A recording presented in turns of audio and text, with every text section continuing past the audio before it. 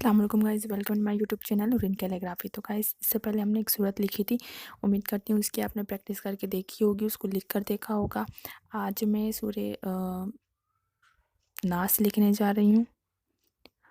उम्मीद करते हैं आपको समझ में आएगी कि कौन सा वर्ड कैसा बन रहा है। और उसके लिए और हाँ, एक और चीज़ की, ये जो लाइंस मैंने खींची हैं ये किस हिसाब से खींची हैं, किस हिसाब से मैंने स्केच किया है इसको, ये आप जो मेरी वीडियो है उसमें फर्स्ट वीडियो जो है उसको आप देख लीजिएगा। उसमें देख कर समझ लीजिएगा कि किस हिसाब से ख़त के हिसाब से खींची हुई हैं। इसी हिसाब से इसको आप ड्रॉ कर और फिर लिखिएगा। तो जिस तरह मैंने लिखा है इस तरह लिखने की कोशिश करिएगा। इस तरह लिखाएगा और धीरे धीरे करके सब आ जाएगी।